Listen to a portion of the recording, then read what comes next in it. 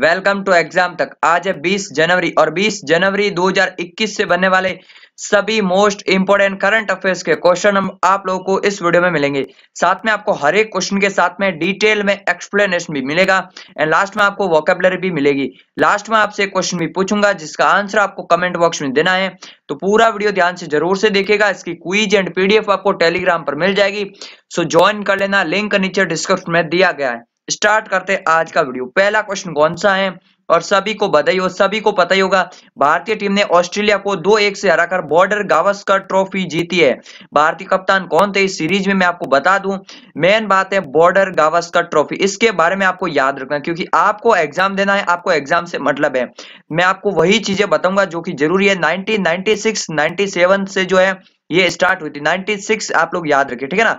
मतलब 1996 से ये बॉर्डर गावस्कर ट्रॉफी शुरू हुई। ऑस्ट्रेलिया के एलन बॉर्डर और भारत के सुनील गावस्कर, इन दोनों के नाम से ही जो है बॉर्डर गावस्कर ट्रॉफी है।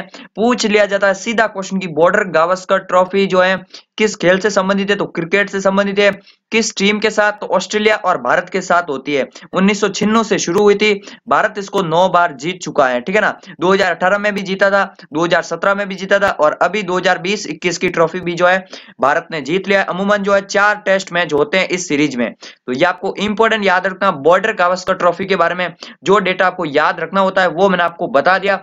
इसमें सबसे ज्यादा रन अभी तक सचिन तेंदुलकर के नाम है और सबसे ज्यादा विकेट जो है अनिल कुंबले के नाम पर है, लेकिन वो इतना इंपॉर्टेंट नहीं है।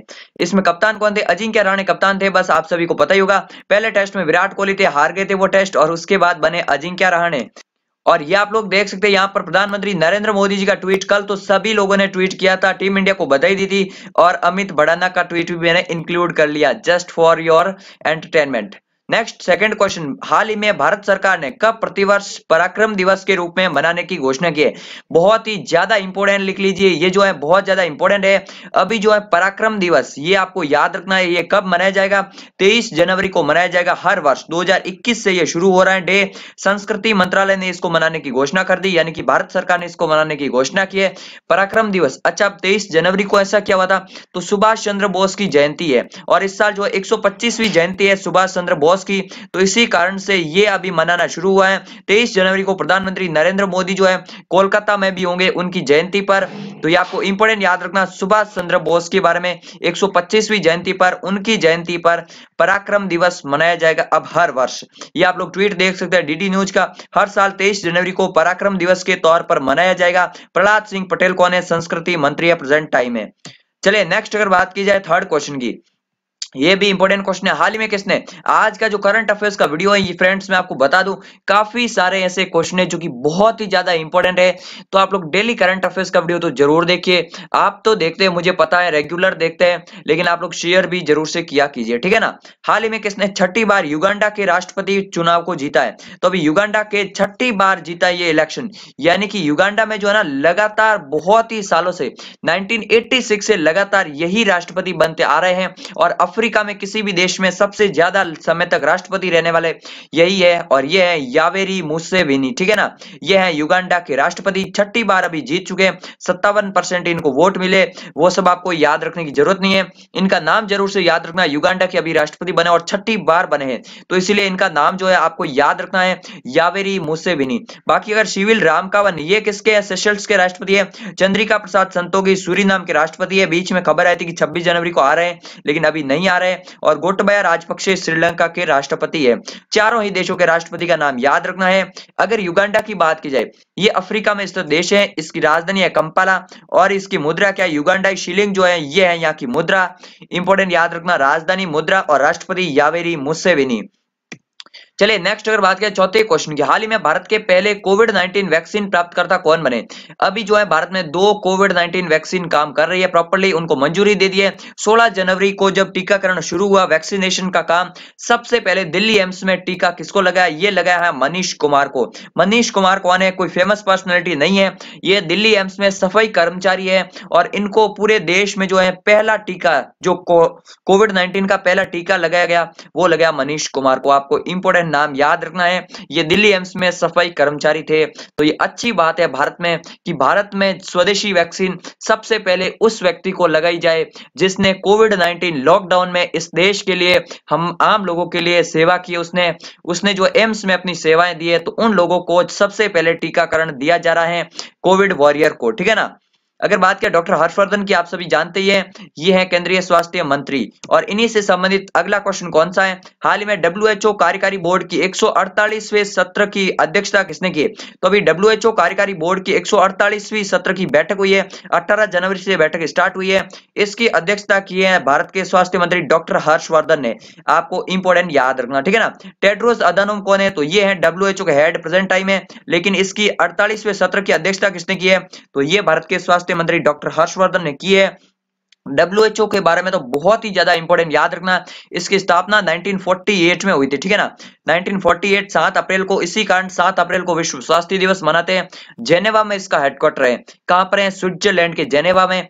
जेनेवा में डब्ल्यूटीओ का भी हेडक्वार्टर वहीं पर है। इसके अलावा भी काफी सारे हेडक्वार्टर जेनेवा में हैं। अगर बात करें जो बिडेन की, तो आप सभी लोग जानते हैं यूएस के 46th प्रेसिडेंट है। यूएस के प्रेसिडेंट तो सब याद रखेंगे, आपको 46th भी याद रखना है, एग्जाम में बन सकता है। रामनाथ कोविंद जो है ये भारत के राष्ट्रपति है, 14वें। और डब्ल्यूएचओ ने जो है, ये लाइन आपको इंपॉर्टेंट याद रखनी है, डब्ल्यूएचओ ने वर्ष 2021 को ग्लोबल सॉलिडेरिटी एंड सर्वाइवल वर्ष के रूप में घोषित किया है, यानी कि ग्लोबल सॉलिडेरिटी एंड सर्वाइवल वर्ष के रूप में 2021 को घोषित किया है। डब्ल्यूएचओ के बारे में याद रखना है। नेक्स्ट अगर बात करें छठे क्वेश्चन की, और ये भी क्वेश्चन बहुत ही ज्यादा, पहली बार एनडीआरएफ को कवर कर रहे हैं हम लोग। हाल ही में एनडीआरएफ ने अपना 16वां स्थापना दिवस मनाया। एनडीआरएफ के बारे में तो आप लोग सब लोगों ने सुना ही होगा, न्यूज में जब भी कहीं पर बाढ़ आती है, भूकंप आती है, सुनामी आती है, एनडीआरएफ का नाम आपने न्यूज में जरूर से सुना होगा, नेशनल डिजास्टर रिस्पॉन्स फोर्स। और ये भारत की काफी बढ़िया फोर्स है, जो कि डिजास्टर के टाइम पे जब सब लोग जो है अपने घर में होते हैं, उस टाइम इस एनडीआरएफ के लोग जो है वो अपने लोगों को बचाने में जुटते हैं। और इसने अपना 16वां स्थापना दिवस मनाया है। अभी हाल ही में स्थापना हुई थी इसकी 2006 में, ठीक है ना, इंपॉर्टेंट याद रखना है। और इसकी स्थापना जो है 19 जनवरी 2006 को हुई थी, 18 जनवरी को इसने अपना स्थापना दिवस मनाया है। फुल फॉर्म क्या हिंदी में? राष्ट्रीय आपदा अनुक्रिया बल। इंग्लिश में आप लोग आसानी से याद रख सकते हैं, नेशनल डिजास्टर रेस्पॉन्स फोर्स। इसके महानिदेशक कौन है प्रेजेंट टाइम में? एसएन प्रधान इसके महानिदेशक है। और हेडक्वार्टर का है, तो नई दिल्ली में इसका हेडक्वार्टर है एनडीआरएफ का। चलिए नेक्स्ट अगर बात करें 7वें क्वेश्चन की, हाल ही में महान शास्त्रीय संगीतकार उस्ताद गुलाम मुस्तफा खान का निधन हो गया, और उन्होंने जो है कौन से पुरस्कार से सम्मानित किया जा चुका है? तो बहुत ही ज्यादा, इनको कितने अवार्ड मिले मैं आपको अभी बताता हूं। ये थे महान शास्त्रीय संगीतकार उस्ताद गुलाम मुस्तफा खान, नाम याद रख लीजिए। पद्मश्री पुरस्कार मिल चुका है, पद्म भूषण पुरस्कार मिल चुका है, पद्म विभूषण पुरस्कार भी मिल चुका है, यानी कि भारत के तीनों जो पद्म पुरस्कार होते हैं वो मिल चुके हैं इनको। और पद्म विभूषण तो इनको 2018 में ही मिला था, तो आपको याद रखना है। बाकी संगीत नाटक अकादमी 2003 में मिल चुका है, यानी कि चारों अवार्ड जो है ये इनको मिल चुके हैं, इसीलिए इनका नाम बहुत ज्यादा इंपॉर्टेंट याद रखना है, उस्ताद गुलाम मुस्तफा खान का, ठीक है ना। चलिए नेक्स्ट अगर बात किया फ्रेंड्स, आगे बढ़ने से पहले मैं आपको बता दूं, चैनल को अगर आपने सब्सक्राइब नहीं किया तो जरूर से सब्सक्राइब कर लेना, और सभी दोस्तों के साथ व्हाट्सएप, फेसबुक, टेलीग्राम पे इस वीडियो को शेयर कर देना। इसके अलावा फेसबुक पेज को लाइक जरूर से करना, अगर आप फेसबुक यूज करते हैं तो। मैं ऐसा नहीं बोलता हूं कि फेसबुक इंस्टॉल करके पेज को लाइक करो। नेक्स्ट अगर 8वां क्वेश्चन की बात करें, हाल में किस राज्य के राज्यपाल ने वन स्कूल वन आईएएस योजना शुरू की है? तो वन स्कूल वन आईएएस योजना ये क्या है? इसमें क्या होगा, जो पिछड़े वर्ग के लोग हैं, मतलब जो पिछड़े वर्ग के बैकवर्ड क्लासेस के जो स्टूडेंट्स हैं, उनके लिए जो है ना स्कॉलरशिप दी जाएगी, जो सिविल सेवा में जाना चाहते हैं। तो यही है वन स्कूल वन आईएएस योजना। और अभी इसको केरला के गवर्नर जो है आरिफ मोहम्मद खान, उन्होंने इसको शुरू किया है। इसमें एक जो है संगठन है वो स्कॉलरशिप देगा वन स्कूल वन आईएएस योजना के तहत। स्टूडेंट्स को 10,000 स्टूडेंट्स को पहले सेलेक्ट किया जाएगा इसके तहत, ठीक है ना। तो केरला के बारे में आपको याद रखना है। जिले कितने केरला में? 14 जिले हैं। राजधानी है तिरुवनंतपुरम केरला की। पी विजयन जो है ये सीएम है, आरिफ मोहम्मद खान गवर्नर है। और साक्षरता दर कितनी है केरला की? 94% है साक्षरता दर केरला की, आपको याद रखना है। नेक्स्ट अगर बात किया 9th क्वेश्चन की, हाल ही में खेलो India Zanskar winter sports and youth festival 2021 का उद्घाटन कहां पर हुआ? तो खेलो India Zanskar winter sports and youth festival, Khelo India youth games तो आप सभी को पता ही होगा, वो तो कहां पर हुए थे? गुवाहाटी में हुए थे। और 2021 में कहां पर होंगे? पंचकुला हरियाणा में। और अगर बात की ये अलग है, ये है खेलो India Zanskar winter sports and youth festival 2021, पहली बार ही हो रहे हैं और ये अभी लद्दाख में शुरू हुए हैं। आपको इंपोर्टेंट याद रखना, 10 दिनों तक ये चलेंगे, लेकिन आपको वेन्यू याद रखना लद्दाख में होंगे। लद्दाख के प्रेजेंट टाइम में लेफ्टिनेंट गवर्नर कौन है? राधा कृष्ण माथुर जो है वो है प्रेजेंट टाइम में लद्दाख के उपराज्यपाल। आपको इंपोर्टेंट याद रखना। लद्दाख की राजधानी क्या है? तो ले है लद्दाख की राजधानी। कितने जिले? इसमें 2 ही जिले हैं, ले और कारगिल। तो लद्दाख में 2 जिले हैं, ये है भारत की यूटी। चलिए नेक्स्ट अगर बात किया 10वें क्वेश्चन की, हाल ही में किस बैंक ने 3 साल के लिए विश्ववीर आहूजा को एमडी एंड सीईओ के रूप में पुनर्नियुक्ति दी है? एमडी यानी मैनेजिंग डायरेक्टर एंड सीईओ यानी चीफ एग्जीक्यूटिव ऑफिसर। तो विश्ववीर आहूजा को अभी आरबीएल बैंक ने अपना 3 वर्ष के लिए अभी एमडी एंड सीईओ फिर से अपॉइंट कर दिया है। आपको इंपोर्टेंट याद रखना। आरबीएल बैंक की अगर बात की जाए, स्थापना 1943 में हुई थी। बॉम्बे में इसका हेडक्वार्टर है। सभी बैंकों का, मोस्ट ऑफ बैंकों का जो हेडक्वार्टर है वो बॉम्बे में ही है। कुछ बैंकों का अलग है, वो आपको याद रखना। जैसे पीएनबी का नहीं है, पीएनबी का दिल्ली में है। यूको बैंक का कहां पर है? तो यूको बैंक का है यहाँ पर कोलकाता में। इसके अलावा अगर बात की जाए बैंक ऑफ बड़ौदा का, वडोदरा गुजरात में। बाकी मोस्ट ऑफ बैंक का हेडक्वार्टर जो है बॉम्बे में ही है। आरबीआई का भी बॉम्बे में ही है। टैगलाइन क्या है आरबीएल बैंक की? तो टैगलाइन है आरबीएल बैंक की अपनों का बैंक। अपनों का बैंक जो है ये है इसकी टैगलाइन। तो ये थे पूरे आज के 10 करंट अफेयर्स के क्वेश्चन। और आज के करंट अफेयर्स के क्वेश्चन, काफी सारे क्वेश्चन ऐसे थे जो कि इंपोर्टेंट एंड मोस्ट इंपोर्टेंट भी थे। अब है वन वर्ड सब्स्टिट्यूशन वोकैबुलरी के तहत आज हम लोग 5 वन वर्ड सब्स्टिट्यूशन लिए हैं।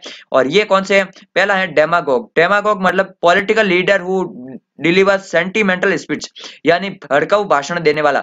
ऐसा भाषण जिसमें भावनाएं जो है, लोगों की भावनाएं जाग जाए और उसके कारण लोग विद्रोह भी कर सकते हैं, दंगा भी कर सकते हैं। तो डेमागोग यानी जन उत्तेजक नेता कहते हैं हिंदी में। जन उत्तेजक नेता जो है उसको कहता है डेमागोग। यानी ऐसा कोई भाषण वगैरह देता है नेता जिसमें लोग अपने सेंटिमेंट्स उनके जो है वो हर्ट्स होते हैं।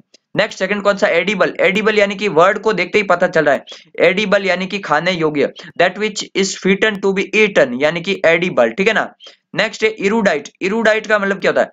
आप लोग ऐसे सोचिए, जिनका ऐसा डाइट होगा, इरूडाइट मतलब खाना, ऐसा याद रखो। इरूडाइट जिसका ऐसा खाना होगा, डाइट होगा, वो तो स्कॉलर होगा, वो लर्न और स्कॉलरली पर्सन, यानी कि वो बुद्धिमान, विजडम कह सकता है, ठीक है ना। विजडम है जो कि बहुत ही ज्यादा बुद्धिमान बंदा है, उसको कहते हैं इरूडाइट, लर्न्ड और स्कॉलरशिप पर्सन। नेक्स्ट चौथा है ब्रिटल। ब्रिटल यानी कि बहुत ही आसानी से जो टूट जाता ना, उसको कहते हैं brittle. A thing which can be easily broken, बहुत आसानी से टूट सके, उसको कहता है ब्रिटल।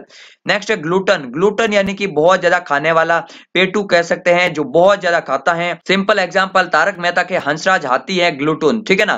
तो ऐसे याद रखो, ग्लूटन मतलब कि बहुत ही ज्यादा खाने वाला, one who Yeats too much. Okay, चलिए अब कल के सवाल का आंसर देता हूं। आज का क्वेश्चन पूछता हूं। कल मैंने क्वेश्चन पूछा था जून 2021 में G7 का शिखर सम्मेलन कहां पर होगा? ब्रिटेन में होगा G7 का शिखर सम्मेलन, जिसमें भारत के प्रधानमंत्री नरेंद्र मोदी जी को भी इन्विटेशन मिला है। तो काफी अच्छी बात है भारत के लिए। अब आज का क्वेश्चन कौन सा है? किस केंद्र शासित प्रदेश की विधानसभा में पूर्ण राज्य का दर्जा देने के लिए विधेयक पास हुआ है? उस राज्य के सीएम, उस राज्य की उपराज्यपाल, उस राज्य में कितने जिले हैं? पूरी डिटेल कमेंट बॉक्स में जरूर से लिखिए। चैनल को सब्सक्राइब जरूर से कर लिए। अगर आपको ये सब डिटेल पता नहीं है इस उत्तर की, तो जो नाम है उस केंद्र शासित प्रदेश का वो भी जरूर लिखिए, लेकिन लिखिए जरूर। और वीडियो कैसा लगा, वीडियो को शेयर करना। मिलते हैं एक नए वीडियो में, तब तक के लिए जय हिंद, जय भारत।